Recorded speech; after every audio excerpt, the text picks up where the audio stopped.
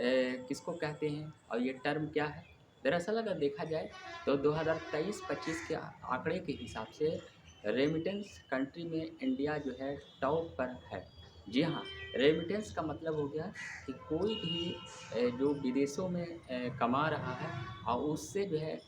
विदेशी मुद्रा जो है किसी देश में सबसे ज़्यादा आ रही है, तो ऐसे में उसे जो है रेमिटेंस के तौर पर कहा जाता है। जैसे इंडिया में भी बहुत से लोग अमेरिका, कतर और गल्फ़ के देश में जाते हैं, तो वहाँ से जो पैसे इंडिया भेज रहे हैं, तो इंडिया में विदेशी मुद्रा भंडार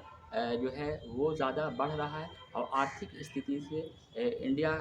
के लिए ये बेहतर हो रहा है। तो ऐसे में जो है 2023-25 के आंकड़े से ये पता चला है कि पूरे वर्ल्ड में जो है रेमिटेंस कंट्री के तौर पर इंडिया जो है टॉप पर है। जी हाँ, और उसके बाद जो है कई और दूसरे देश हैं, चाहे वो मैक्सिको हो, चाहे चीन हो या फिर जो है फिलीपाइंस हो, ये तमाम देश उसके बाद लिस्ट में हैं। लेकिन फ़िलहाल जो है 2023 और 25 की रिपोर्ट के बेस पर इंडिया जो है रेमिटेंस कंट्री के तौर पर टॉप पर है। आप लोग भी जानते हैं कि अर्थव्यवस्था में किसी भी देश की अर्थव्यवस्था में जो है सकल घरेलू जो उत्पाद होता है, जीडीपी जो होता है वो तो इम्पोर्टेंट होता ही है, साथ ही जो है देश में विदेशी मुद्रा भंडार भी होना बहुत ज़रूरी है। जिसके पास जितना विदेशी मुद्रा भंडार होता है, वो ज़्यादा बढ़िया होता है। ख़ासकर इकोनॉमिक्स के लोग इसके बारे में जानते ही हैं और कहीं न कहीं अर्थव्यवस्था के लिए भी ये ज़रूरी है। जैसे इंडिया का बहुत सा आयात होता है, ख़ासकर गल्फ़ों से तेल का और प्राकृतिक गैस का आयात होता है, तो कहीं न कहीं इस रेमिटेंस से जो आर्थिक पैसे आते हैं और उससे जो है इंडिया की जो इकोनॉमिक्स कंडीशन है, वो बेहतर होती है और इससे न सिर्फ़ देश की आर्थिक स्थिति एक तरह से बेहतरीन होती है, बल्कि रेमिटेंस के तौर पर अगर देखा जाए, तो जो भी लोग गल्फ़ में रहते हैं, चाहे यूरोप के देशों में रहते हैं, अमेरिका में रहते हैं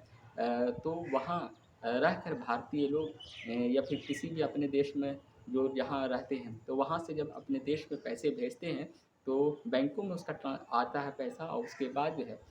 वो पैसा आर्थिक स्थिति पर एक तरह का एक इम्पोर्टेंस